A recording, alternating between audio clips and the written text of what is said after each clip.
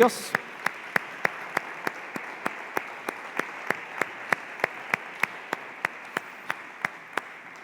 Personalmente, siempre puse mucha atención a lo que mi pastor compartía. Tuve la bendición de estar en estudios cerrados los martes por más de 10 años. Solo un grupo de 10, 15 pastores podían estar ahí. El doctor Ríos le llamó a ese grupo el grupo de conformación de doctrina.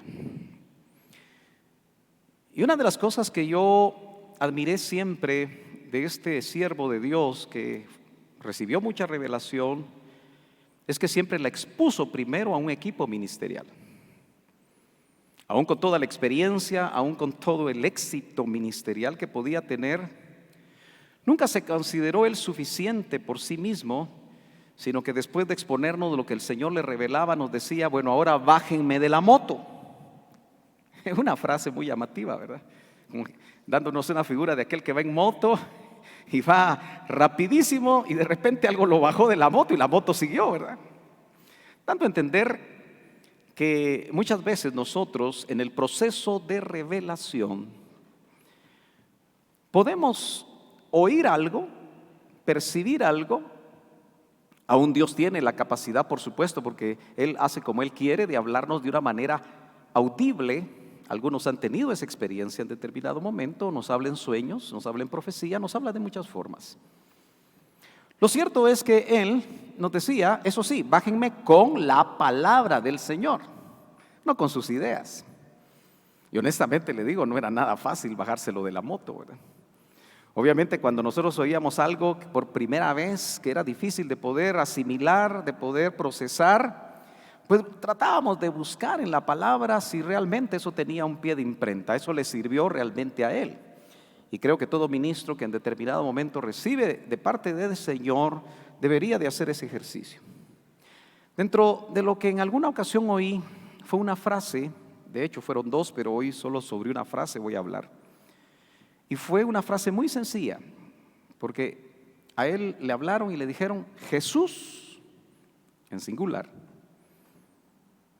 coma, Jesúses, solo eso.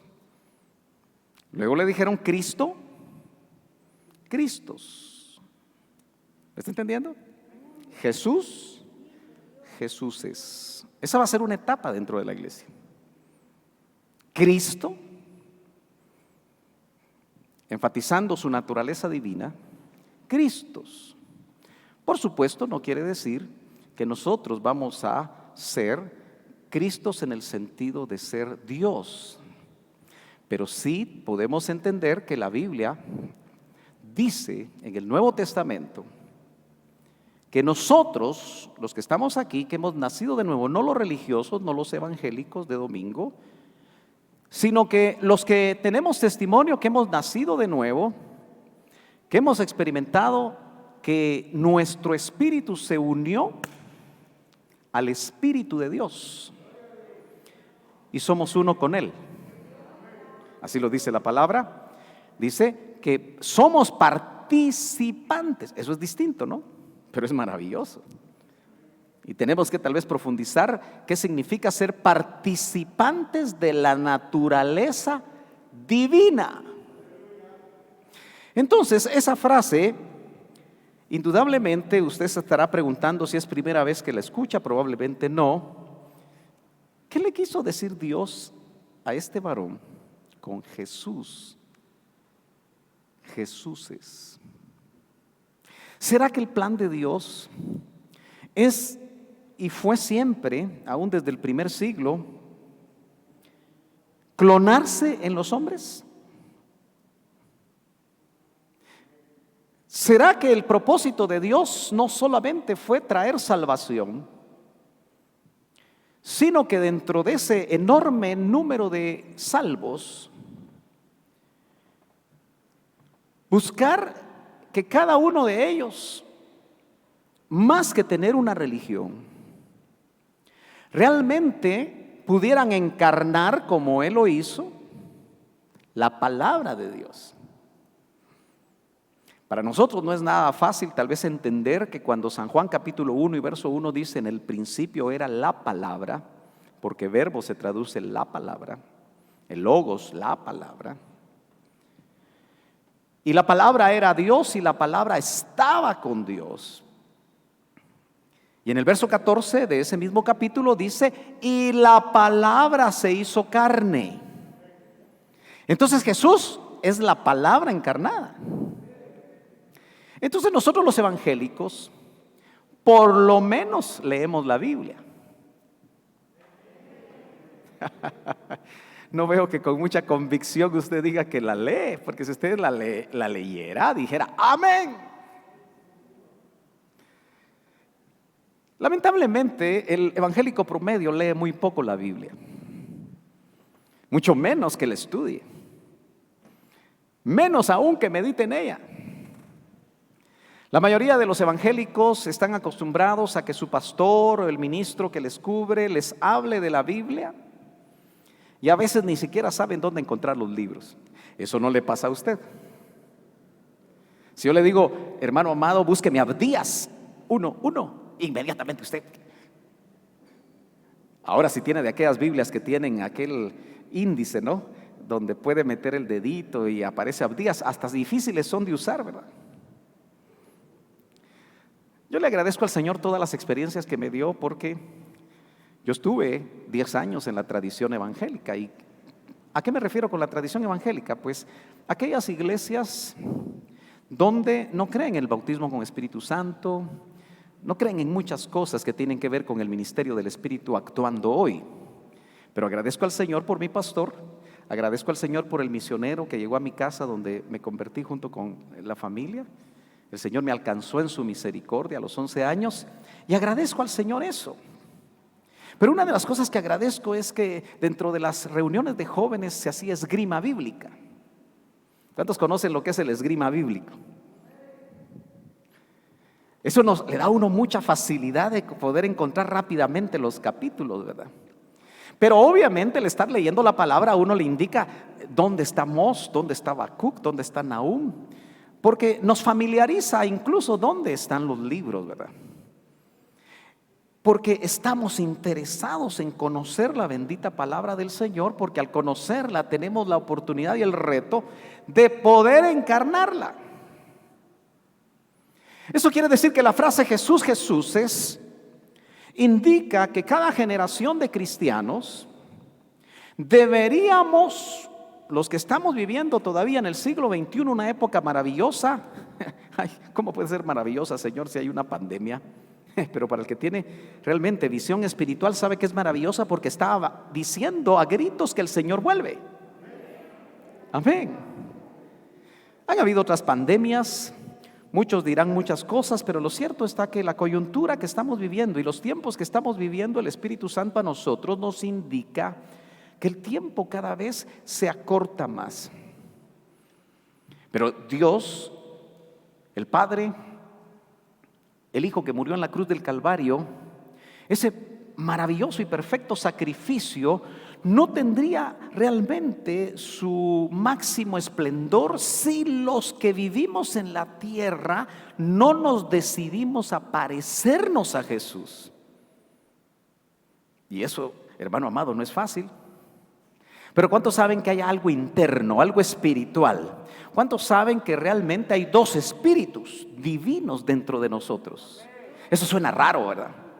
Para cualquiera que nos oye por primera vez dirá, esos son locos, porque siempre nos tildan de locos. Pero dos espíritus divinos, dice la palabra del Señor, y yo la creo con todo mi corazón, entraron a mi vida. Uno es el Espíritu de Cristo, el Espíritu de vida. Y el otro es el Espíritu Santo, el Espíritu de verdad. Dele un fuerte aplauso al Señor, aleluya.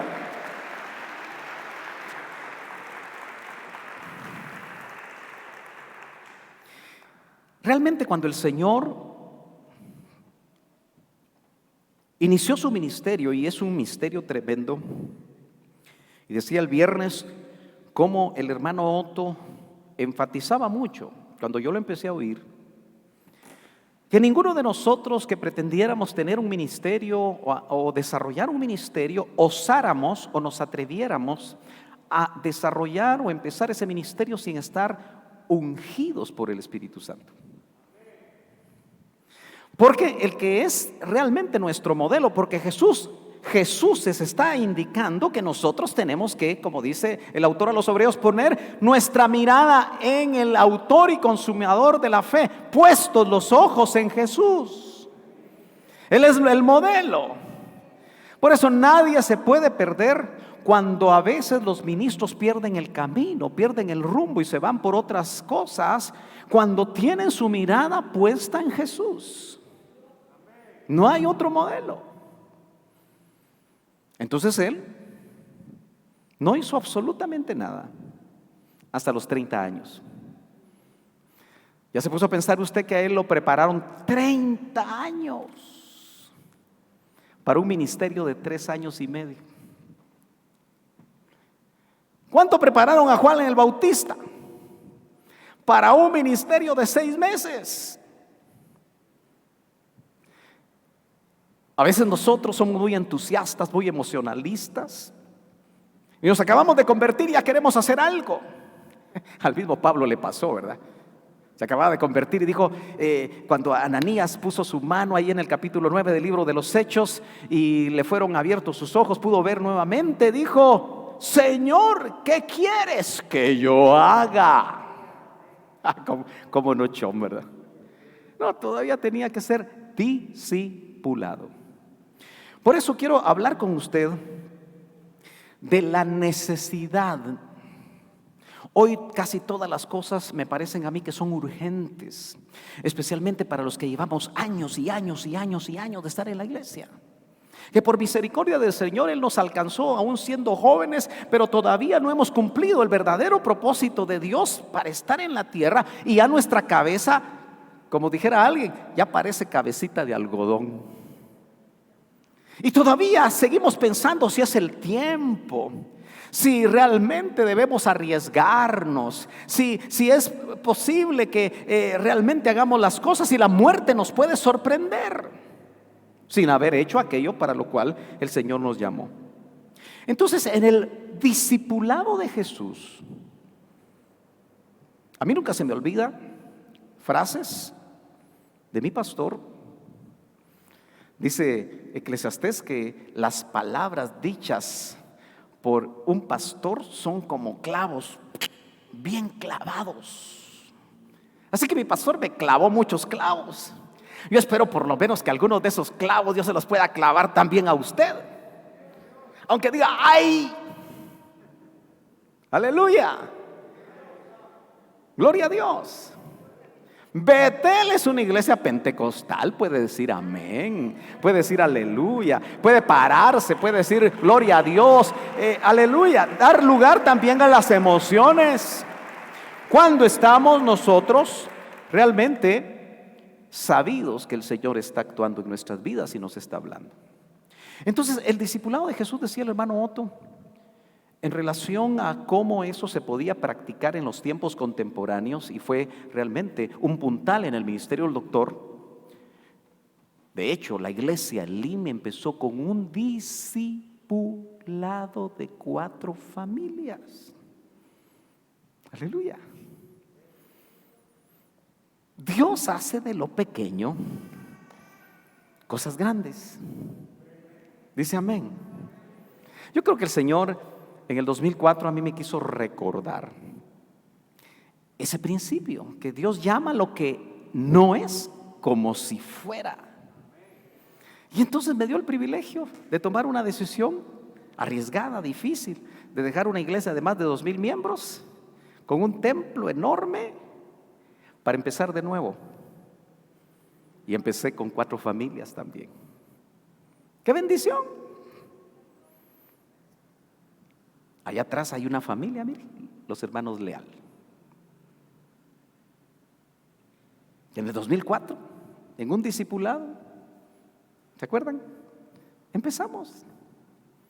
Porque queríamos oír la verdad de Dios, no la verdad de los hombres. Amén. Entonces, hermano, qué maravilloso es entender que el discipulado es la columna vertebral de la iglesia local. ¿Cómo funciona en nuestro cuerpo? ¿Qué hace la columna vertebral en nuestro cuerpo? Sostener el cuerpo, ¿cierto? Cuando a usted le molesta la columna vertebral, le molesta el cuerpo. Eso quiere decir que una iglesia local que no tiene discipulado no tiene columna vertebral.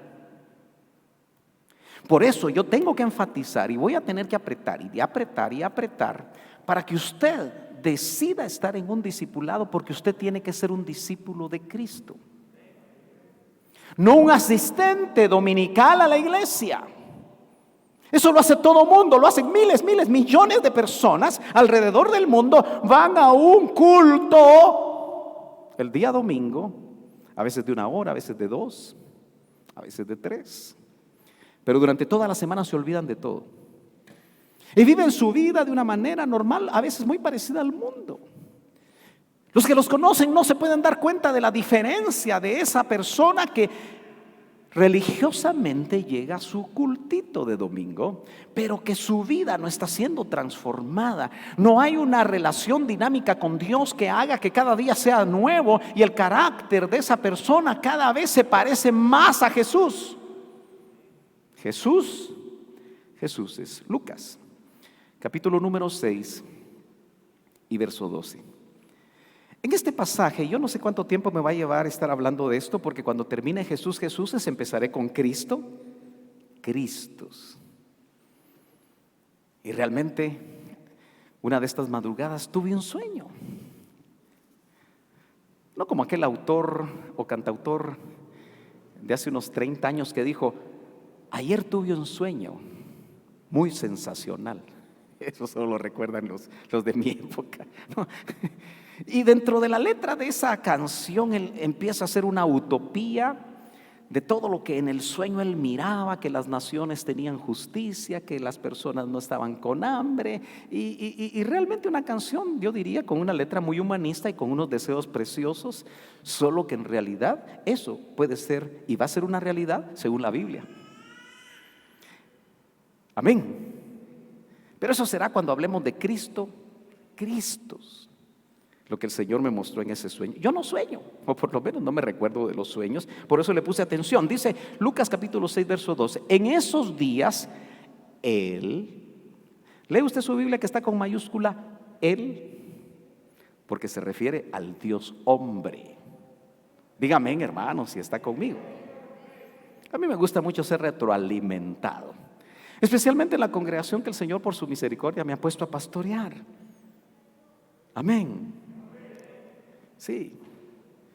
Yo no sé si usted está viniendo y tiene pocas veces de venir a Betel, pero aquí tenemos que tener libertad del Espíritu, porque donde está el Espíritu de Dios, ahí hay libertad.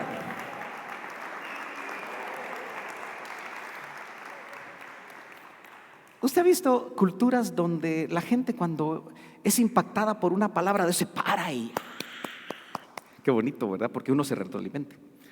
Los guatemaltecos somos bien tímidos, ¿verdad? Pero cuando están en el estadio, ¡gol! Ahí me gustaría tomarles foto. O en la sala de su casa cuando su equipo favorito metió gol, ¿verdad? Ahí sí las emociones se mueven. Qué triste que se muevan por situaciones muy mundanas y no se muevan porque estamos recibiendo una palabra y realmente explotó en nuestro interior. Dice amén. Pero yo leo: en esos días Él, por contexto usted se dará cuenta que es el inicio de su ministerio, se fue al monte a orar. La importancia que Jesús le iba a dar al siguiente paso que iba a dar para cumplir no solo el plan redentor, sino un plan más ambicioso para clonarse, en este caso en 12 hombres, no lo tomó a la ligera como muchos ministros hacemos cuando llamamos gente, y por eso nos damos en la cara. Subió al monte a orar, igualito que lo hacemos nosotros. Tal vez Jenny, hermana Jenny, tal vez ella recuerda en el IMSS Central que en aquellos tiempos la gente acostumbraba a ir a los montes a orar. No sé si usted tuvo la experiencia en algún momento de acompañar a alguien, pero Guatemala tenía más seguridad, ¿verdad? Y la gente buscaba montes donde ir a orar en solitario. Los que viven, como mis hermanos Pérez, allá en San Lucas, tienen montes cercanos, ¿verdad? No sé qué tan fácil sea subir y que no lo asalten a uno. Pero, hermana Lidia, ¿usted subió alguna vez a algún monte a orar? ¿Sí? ¿Lo hizo? En esa época, quizá porque éramos mucho más literalistas y la palabra nos impactaba tanto, había personas que se iban una semana a orar. Manuel Ávila me contó, porque fue testigo. ¿Cuántos recuerdan a Manuel Ávila? Gloria a Dios, que el Señor lo bendiga, ya sea en Chicago o en República Dominicana, donde se encuentre. Un hombre de más de 80 años, lleno del Espíritu, todavía queriendo hacer la obra de Dios. Qué lindo, ¿verdad? Sin riuma, sin lentes. Hermano, Manuel Ávila dijo: Señor, yo no quiero lentes. Y todavía a los 80 años lee la Biblia sin lentes, hermano. ¿Cuántos dan gloria a Dios? Tuvo la oportunidad de ser muy cercano al hermano Otto cuando él decidió dedicarse a tiempo completo como pastor, ya que era médico, era pediatra. Por ahí leo yo a personas que dicen, y me emociono cuando dice: el doctor Ríos fue mi pediatra. Me gustaría entrevistarlos y platicar con ellos. Pero Dios ya le había dado una radio, La Voz de las Américas. Así se llamaba esa radio, no sé si todavía existe. Pero las torres siempre se colocan en un lugar alto para transmitir a la redonda. Mientras más alto, mejor la torre. Y entonces el hermano Otto le dijo a Manuel Ávila: véngase conmigo a orar. Y oraron todo el día, igualito que lo hacemos nosotros, ¿verdad? ¿No cree que por eso la iglesia está como está? Porque lo importante lo hemos olvidado. Lo prioritario hemos dado lugar a otras cosas. Qué fácil es para alguien dedicar horas y horas para ver una serie atractiva de Netflix, pero qué difícil es que se dedique un buen tiempo a orar. Pues él subió al monte a orar y pasó toda la noche en oración a Dios. Yo nunca he podido pasar una noche completa en oración, porque aun cuando hacíamos vigilias, predicábamos, alabábamos y a veces orábamos poquito. Pero pasar toda una noche, de 6 de la tarde a 6 de la mañana orando. ¿Quién ha tenido esa experiencia? Tal vez alguno aquí la ha tenido. Así lo hizo Jesús. Si es nuestro modelo, ¿no cree usted que nosotros realmente en estos tiempos peligrosos, difíciles, deberíamos de detenernos en nuestros caminos para saber qué estamos haciendo en cuanto a la importancia o darle importancia a la oración? Era muy importante lo que él iba a hacer. No confió en su propia prudencia, sino confió en su Padre, que seguramente en esos tiempos de oración, en esas horas de oración, le dio los nombres, le reveló los nombres de los 10 más 2, 12 hombres a los que iba a llamar para que fueran sus discípulos. Dice amén. Aleluya. Yo me gozo de estar aquí con ustedes, hermano. Yo no sé si usted se goza también. Aleluya. Gloria al Señor. El hermano Otto, orando con Manuel Ávila durante toda esa tarde, me contó, o ese día me contó, que llegó un momento en el que el hermano Otto, después de unas 7 horas tal vez de oración, le dijo: ya estoy seguro de parte de Dios qué voy a hacer. Y ahí tomó la decisión de dedicarse a tiempo completo para ser un ministro de Dios. Oró. Son decisiones importantísimas. Y como le digo, yo no estuve ahí, pero sí un testigo platicó conmigo y me lo contó. Verso 13. Cuando se hizo de día. ¿Cuántos han estado en una vigilia completa? Qué difícil son las 3 de la mañana, vaya, uno ya se duerme. Muchos hermanos se tiran y se postran, pero a roncar, porque ya están muy cansados. Yo recuerdo que en algunas vigilias que hemos hecho, tipo 4 de la mañana, ya no aguanté, me fui a tratar de dormir, pero qué frío había en esa oficina, hermano. No es fácil, el cuerpo se resiste. Llamó a sus discípulos, note que no dice llamó a sus amigos, ni dice llamó a los que le gustaban, llamó a sus discípulos. ¿Lo está leyendo conmigo? Estamos en Lucas 6:13 para los que tal vez se acaban de conectar. Y escogió, parece que era un número más grande, 12, que 12 en la Biblia es número de gobierno. Así como habían 12 tribus de Israel, a él le fue revelado que llamara a 12, porque iban a ser puntales, columnas en el desarrollo de la iglesia cuando él ya no estuviera. Pero acuérdese que el objetivo de él para llamarlos no fue para que conocieran Biblia. Ahí es donde nos hemos equivocado. Los discipulados no son para solo tener conocimiento, hermanos, entendámoslo. Si usted es discipulador o es discípulo, no es para que se llene la cabeza de conocimientos, nada más, sino para que los encarne, para que los ponga por obra, para que esa palabra continua que usted recibe una vez a la semana en un grupo pequeño, hermano amado, lo transforme.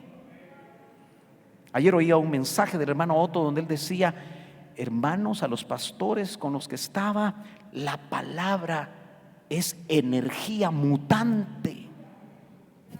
Palabras raras, pero ¿qué quería decir con eso? Que cada vez que tú abres tu corazón, tu ser, a que la palabra llegue, te muta, te cambia, te transforma. De lo contrario, solo acumulaste un conocimiento teológico que no te hace absolutamente nada. Quizá solo te hincha.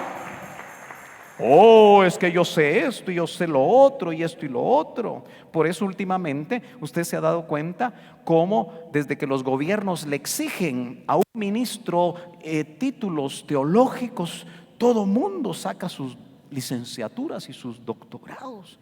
Y no le digo que sea malo. El problema es si solo acumulaste conocimiento, pero no la práctica de lo que sabes, no has avanzado mucho, hermano. No hemos avanzado mucho en que los que nos conocen, especialmente los de casa, observen qué tanto hemos cambiado. Jesús es. Ese era el plan. Entonces seguimos leyendo que dice, nombrándolos a los que también dio el nombre de apóstoles. Simón, a quien también llamó Pedro. Note usted que Simón o Pedro tenía un hermano. Llamó a 2 parejas de hermanos, Simón y Andrés. A veces así los recuerda. A Juan y a Jacobo, los 4 pescadores de Galilea. Pero también llamó a Felipe, llamó a Bartolomé. Hay un poquito de eco, ¿verdad? ¿No? Gloria a Dios. Mateo, Tomás. ¿Sabe usted quién era Mateo? ¿Alguno que me diga una característica interesante de Mateo? Publicano. Recogía los impuestos. Tomás, el incrédulo, ¿verdad? Dídimo quiere decir gemelo, tenía un gemelo. Jacobo, hijo de Alfeo, y Simón, al que llamaban el celote, es decir, un guerrillero dentro del contexto histórico de ese tiempo. Judas, hijo de Jacobo, había 2 Judas. Y finalmente, como al final de la lista, y Judas Iscariote. Iscariote era como el apellido, porque en esos tiempos se daba el nombre y luego el lugar de donde venías, de Iscariot. Judas Iscariote. que usted se acuerda que llegó a ser el que lo entregó, el traidor. Ahora, esos 12 hombres que el Señor llamó, es interesante, hermano, que estos varones, cuando fueron llamados, nunca se imaginaron para qué habían sido llamados. ¿Cuántos de ustedes recuerdan el día en que el Señor los llamó? Nacieron de nuevo. ¿Cuántos recuerdan ese tiempo? ¿Sí? ¿Lo recuerda? Mire, muchos hijos de hogares cristianos no se acuerdan cuándo hicieron su decisión. Y algunos creen que se pueden hacer cristianos. No, hermano. En algún momento de tu vida, joven, señorita, tuviste que haber hecho una decisión por Cristo, porque si no lo has hecho, solo tienes una religión. ¿Me está entendiendo? Gloria al Señor. Ahora, yo quiero que me acompañe ahí siempre en los evangelios, porque quiero ir despacio tratando de enfatizar la importancia del discipulado. Hermano, usted no puede aparecer por generación espontánea y decir: ya estoy listo para hacer esto y para hacer aquello.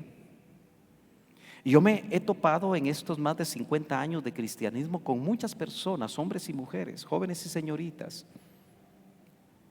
que noto que no fueron preparados en un discipulado.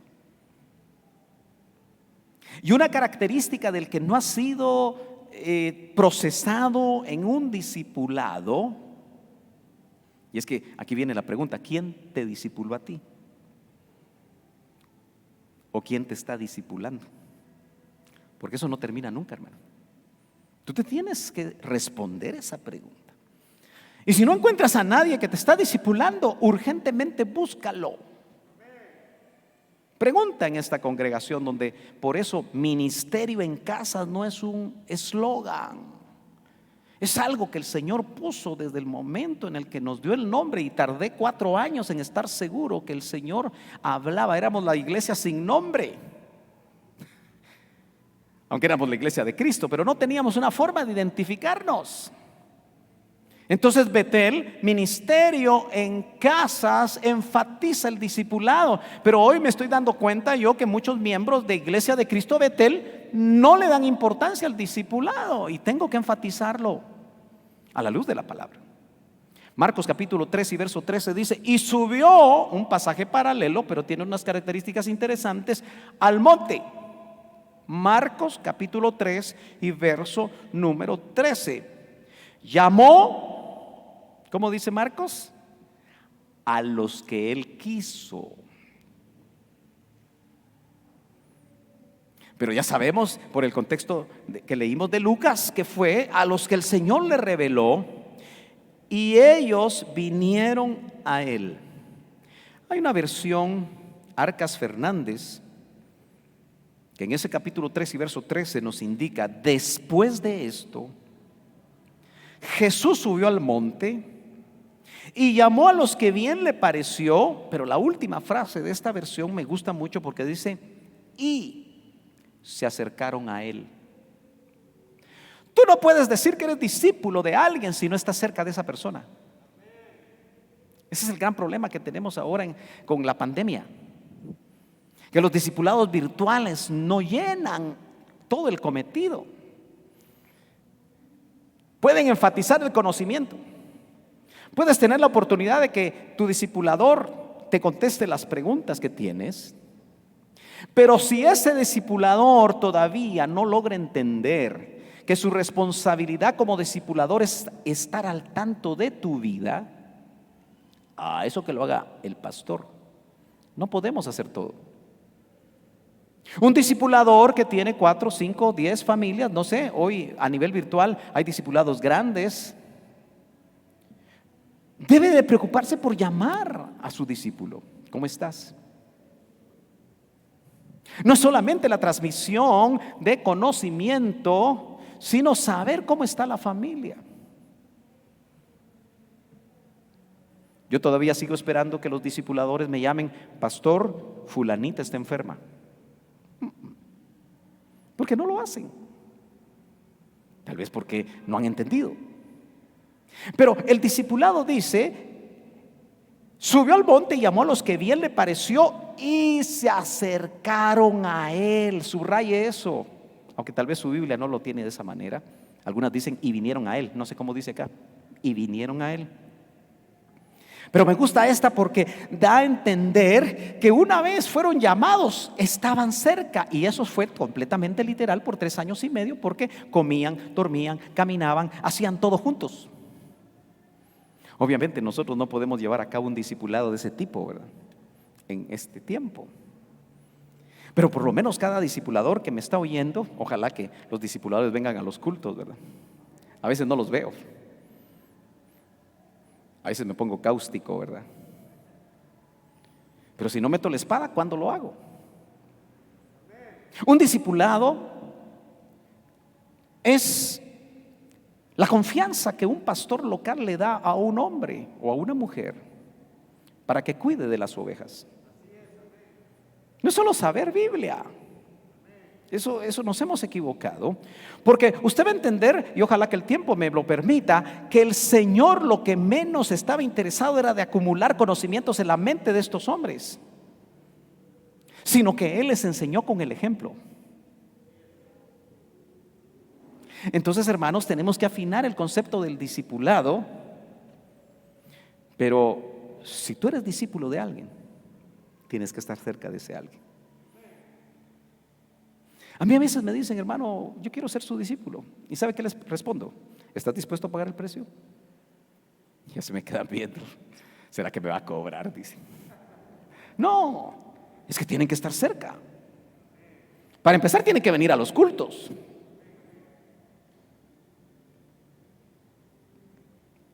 Tienen que buscar la forma de estar cerca. Oiga, el discipulado entonces no es solo para enseñar conceptos o doctrina. Entiéndalo usted que es discípulo y entiéndalo usted que es discipulador. El discipulado es relación, no transmisión de conceptos. Cuando el Señor a mí me permitió ser el encargado de 350 discipulados en el IMSS Central, realmente parecía una tarea muy difícil. 350 discipulados. Y dábamos capacitación y dábamos enseñanzas, y una de las cosas que siempre traté de trasladarle a tanto discipulador es que un discipulador es la extensión pastoral, que donde el pastor local no llega, llega el discipulador. Son los brazos del pastor. Cuando en la tradición evangélica la mayoría de iglesias se componen de 40 miembros, es muy fácil para un pastor lograr llegar a todos. Pero en el caso del IMSS Central, que era una iglesia con una membresía de 12,000, ¿cómo podía el pastor llegar? Usted sabe que hay pastores que tienen sus criterios y sus ideas, y realmente sabíamos de un pastor que siempre al terminar el culto, no sé de qué forma fue diseñado su templo, él estaba en la puerta y le daba la mano a todos. Y entonces le escribían cartas al hermano Otto y le decían, ¿y usted por qué no le da la mano a todos los miembros?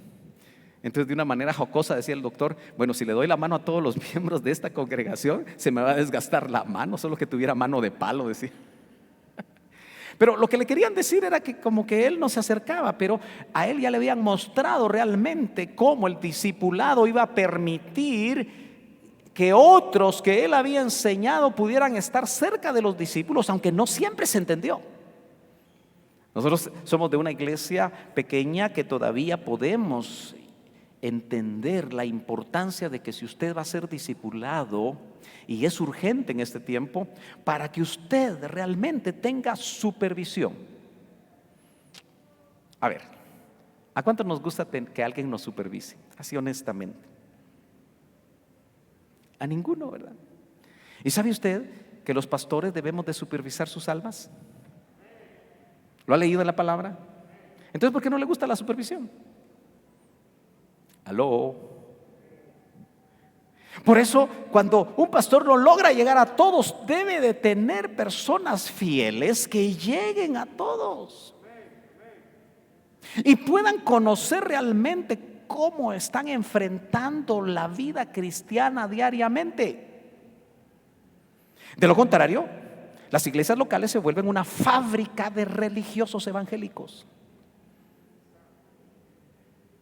que se acostumbraron como iban antes a misa, porque no puedo decir aquí que iban a la sinagoga, ¿verdad? Y que de la misma manera como iban a misa, salían de la misa a chupar, salían de la misa a mujeriar, salían de la misa un acto religioso cargado de rituales, a vivir la vida como querían vivirla. Y lamentablemente la iglesia evangélica, en la medida que se ha desarrollado en este país, ha hecho una fábrica de religiosos que solo buscan salir del templo para hacer sus fechorías. Obviamente, gracias a Dios, no todos.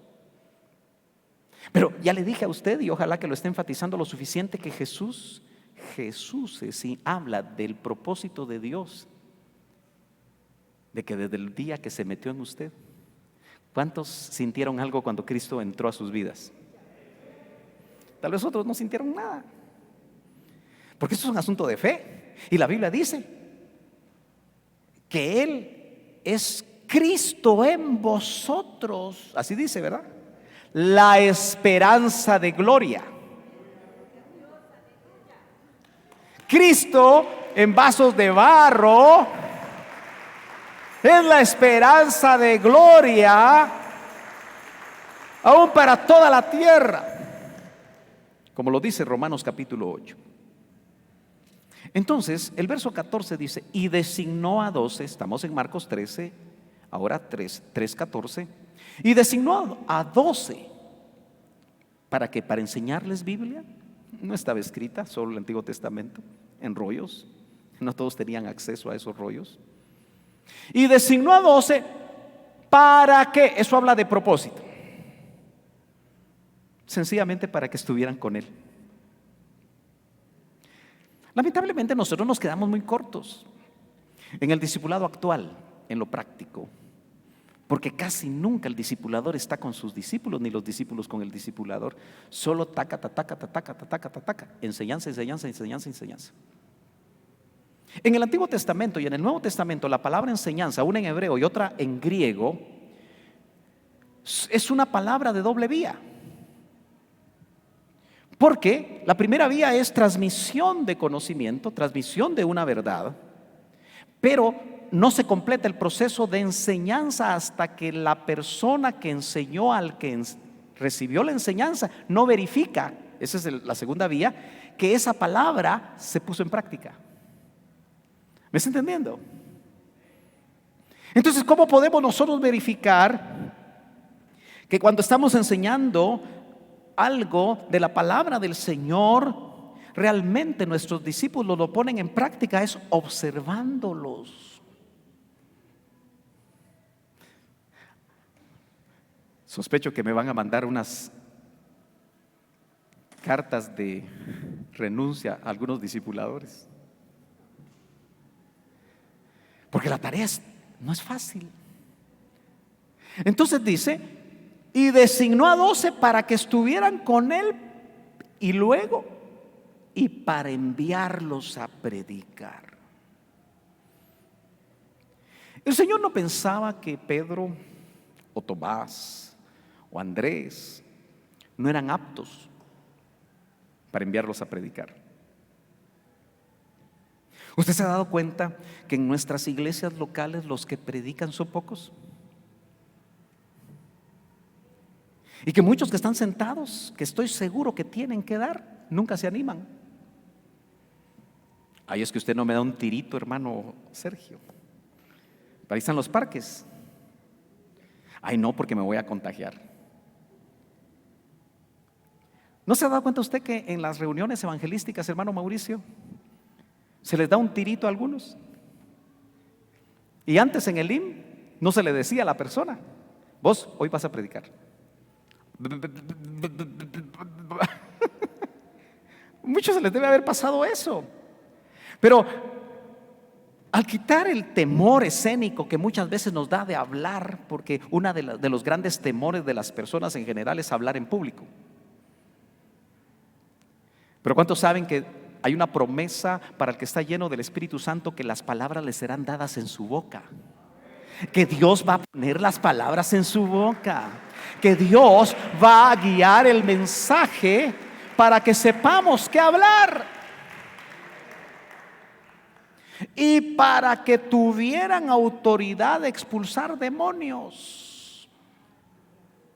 Usted va a notar, hermano amado, que el Señor no dio seminarios de cómo echar demonios.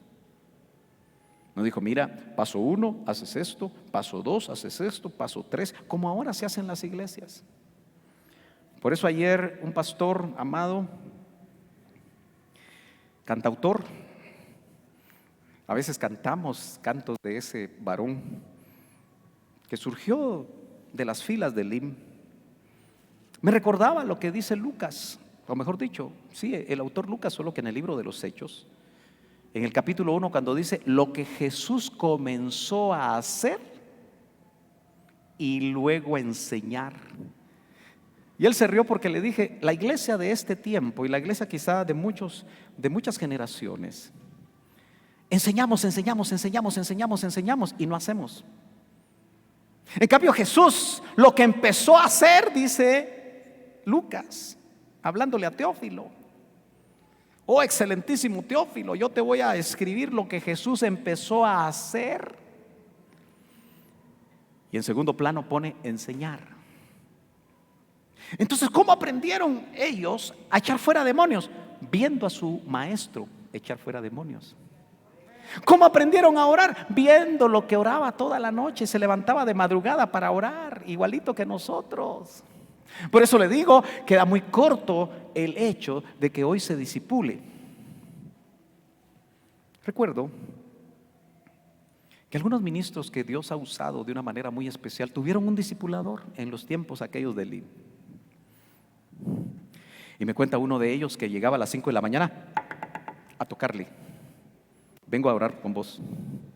¿Cuántos discipuladores se animarían a llegar a las 5 de la mañana a tocar la casa de un discípulo para enseñarle a orar? Me imagino que muchas veces este varón se sentía mal de que lo llegaran a buscar. Pero ¿sabe qué? Yo conozco a ese ministro y hasta el día de hoy es un hombre de oración. ¿Qué hizo ese discipulador? Enseñarle con el ejemplo. Ser quizá incómodo. Hermano, a veces los discipuladores o los pastores necesitamos ser incómodos en la vida de las personas. Yo muchas veces soy incómodo cuando agarro el teléfono y digo, ¿cómo estás? No te he visto. ¿Y sabe de quién se lo aprendí? A mi pastor. Yo cuando fui oveja,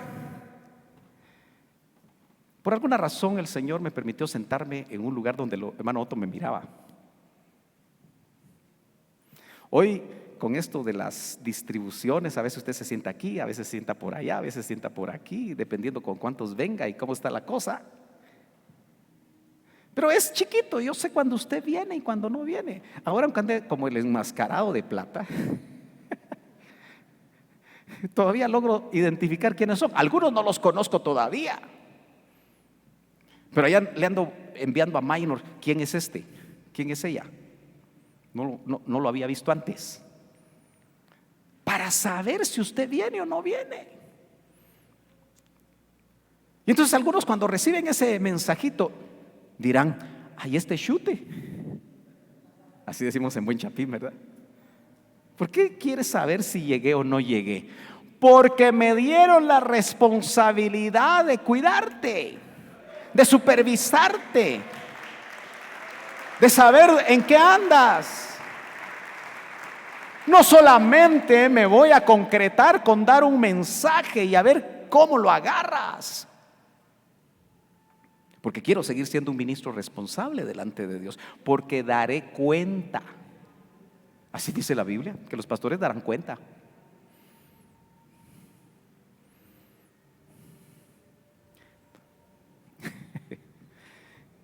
Realmente el doctor Ríos no vivió la época de las redes. Yo me imagino que le hubiera explotado la cabeza. Y a veces cuando yo veo lo que tú posteas, digo yo, ay, sí. Y no sé si escribirte, porque te vas a enojar y me vas a juzgar. Ya está viejo mi pastor. Muy cuadrado mi pastor. ¿Aló? Pero creo que si el Señor por su misericordia me ha puesto aquí, es por algo. Y nunca te voy a decir mi criterio, sino que voy a ir a la palabra. Y con la palabra te voy a exhortar, si hay necesidad de exhortarte. O con la palabra te voy a felicitar. ¿Aló? ¿Todavía está aquí conmigo? Ya me vino el rojo, no sé. Si yo siento como que he predicado 5 minutos. Pero bueno, tenemos que seguir avanzando. Hermano amado, afinemos rapidito en estos 5 minutos más el concepto de discipulado. Viene de una palabra del texto griego, matetes. Se lo estoy diciendo y repitiendo de una manera literal. Y literalmente matetes con THE, matetes, literalmente es un aprendiz, la traducción a nuestro idioma. Un discípulo es un aprendiz, un alumno, es un seguidor. Por eso yo sé que los de Corinto, cuando se estaban peleando, yo soy de Pablo, estaban diciendo yo soy discípulo de Pablo, yo soy de Apolo, yo soy discípulo de Apolos, yo soy de Pedro. Pero los más espirituales, decía mi pastor, dijeron, no, yo soy discípulo y seguidor de Cristo. Pero ¿sabe qué decía el doctor? Esos eran los más carnales, porque solo querían sujetarse supuestamente al Señor, no a los hombres. Y Dios pone autoridades. Usted sabe que otro de los grandes problemas de nuestra naturaleza pecaminosa es que no nos gusta sujetarnos. Ni siquiera nos sujetamos al rojo del semáforo. Si vemos que acaba de cambiar la luz, porque vamos tarde para el culto, nos cuesta sujetarnos a la autoridad. Queremos ser libres e independientes. Por eso nos gusta el 15 de septiembre, ¿verdad?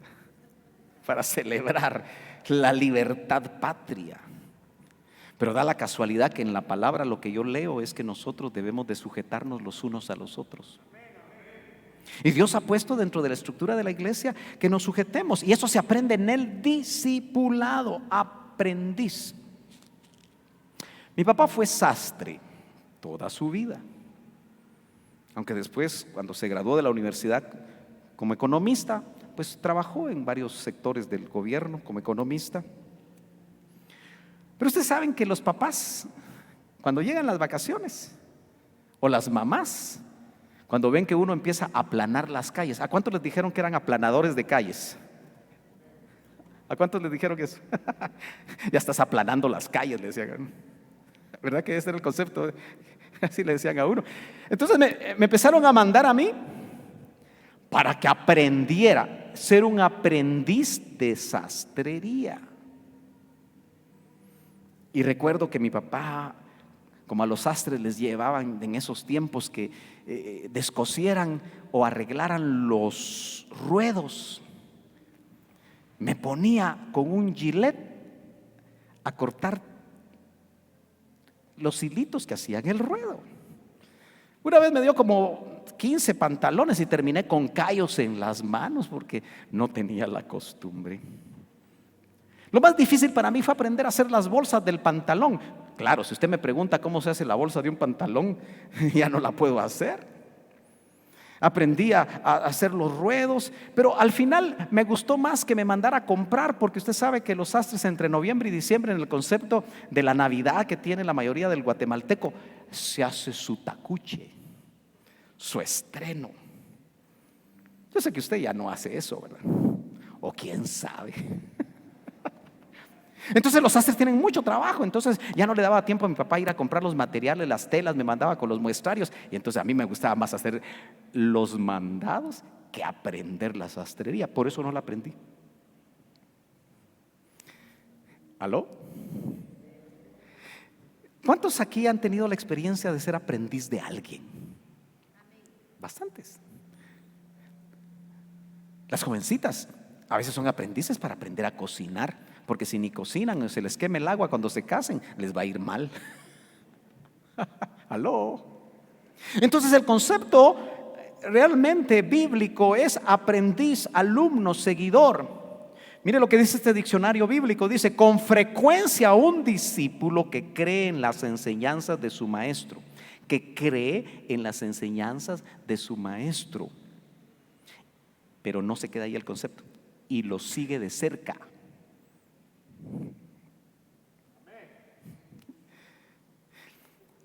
A mí me gustaba mucho. Yo estoy como que si estoy empezando a predicar, pero ya nos vamos a parar. Solo voy a decir esto. Cuando el hermano Otto los viernes: ay, hermano Sergio, usted vive de las reminiscencias, de los buenos recuerdos que me retan ahora, porque la iglesia ha perdido el paso. Esta pandemia ha sido terrible, porque ha enfriado a un montón de gente. Él terminaba de predicar a las 9:30, y en ese McDonald's de la Roosevelt, uno de los primeros McDonald's que hubo en la Roosevelt, ¿sí?, nos juntábamos a comer hamburguesas con el hermano Otto, porque nos decía: nos juntamos allá, y siempre había un grupo de jóvenes, yo entre ellos, comiendo nuestra hamburguesa y papitas fritas. Oíamos hasta que el restaurante se cerraba. ¿Por qué? Porque teníamos hambre y no de hamburguesas. Teníamos que consumir para estar ahí, de la palabra de Dios. ¿Hoy dónde quedó eso? ¿Dónde quedó eso? Es que la pandemia, sí, claro, la pandemia hay que cuidarse. Pero la pandemia empezó en el 2019. ¿Cuántos realmente tienen hambre de decir: pastor, mire, eso que usted predicó, cómo me gustó, mire, y qué más, y sacar más? A menos que nosotros ya nos sintamos que sabemos mucho, pero acuérdese, no solamente para creer las enseñanzas de su maestro, sino que lo sigue de cerca. Es un aprendiz a cargo de un tutor. Así que le guste o no le guste, usted tiene que tener un tutor. Ay, hermano, mire, yo ya soy viejo y usted me puso un discipulador joven. Pero puede ser que él tenga que enseñarle a usted, porque dentro de la enseñanza tenemos que ser humildes. Dice amén. Termino. Pues sí. Lo que implica una relación más estrecha que la mera instrucción. Eso es lo que aquellos que entendieron esto, los conocedores de un idioma antiguo: un discípulo no es meramente uno que aprende, sino un partidario. Es un imitador de su maestro. Sabemos que nuestro enfoque debe ser observar a Jesús, porque si vamos a entender que Jesús nos está pidiendo en la recta final que nos parezcamos a Él. Pero Dios también ha puesto personas que, como Pablo decía: imítenme a mí en lo que yo imito a Cristo. Yo quiero pedirle a usted que reflexione frente al hecho de quién lo ha discipulado o quién lo está discipulando. No importa la edad que usted tenga. Puede ser que todavía, indudablemente, tengamos que aprender. En el segundo culto ampliaré más este concepto, si usted lo quiere oír, ya sea hoy o mañana, pero yo le encargo que lo haga, porque de lo que estamos enseñando vamos a buscar la manera de ponerlo en práctica, aún en medio de esta pandemia. ¿Se quiere poner de pie ahí donde está con sus manos levantadas? Porque las manos levantadas hablan que realmente nosotros nos entregamos a que el Señor haga con nuestras vidas lo que Él quiere que hagamos. Señor, hemos visto esta mañana que el propósito tuyo no es que nos volvamos eruditos, transmisores nada más, de conceptos que pueden ser verdad, sino que lo que tú quieres es que nosotros, aún sin importar el tiempo que ha pasado desde que nacimos de nuevo, nos dispongamos a ser como tú. ¿Cómo? A través del poder del Espíritu Santo que opera internamente en nosotros, produciendo transformaciones maravillosas, si nosotros estamos dispuestos a permitir esos cambios. Señor, la tierra, este mundo está urgido no de religiosos, conocedores de Biblia, sino está urgido de niños, jóvenes y adultos, ancianos, que donde nos movamos perciban los demás que hay algo distinto, que podamos tener tus sentimientos, que cada vez que nos tengamos que actuar nos preguntemos cómo actuarías tú, y a pesar del pago que tengamos que presentar para ser como tú, de eso está urgido este mundo. De ver vecinos que no solo van al culto, sino vecinos que encarnan la vida tuya y que estamos dispuestos a servir. Compañeros de trabajo que noten que ese evangélico, esa evangélica, ese hijo de Dios, esa hija de Dios tienen algo diferente y se sientan atraídos a querer tener lo mismo. Oh Señor, estamos cansados de miles y miles de personas que van los domingos al templo, pero que viven igual o peor que el mundo, añadiendo un baldón contra ti. Cuando aquellos que nos observan dicen: y eso es ser evangélico, yo no quiero absolutamente nada. Y eso es ser cristiano, yo no quiero eso. Sino que por el contrario, los que nos conozcan, ese es el reto, esa es la invitación, esa es la exhortación de esta mañana,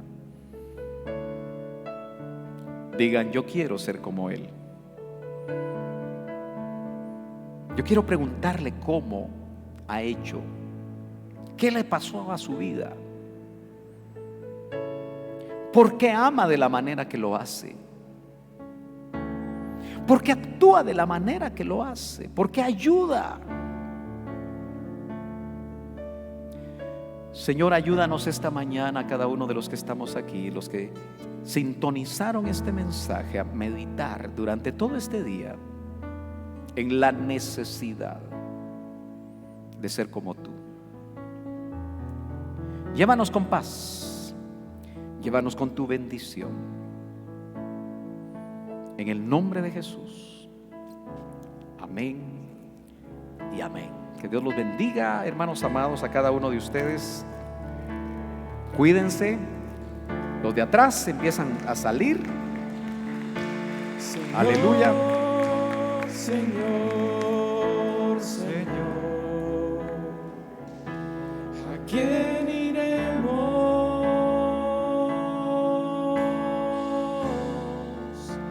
Solo tú tienes palabras de vida.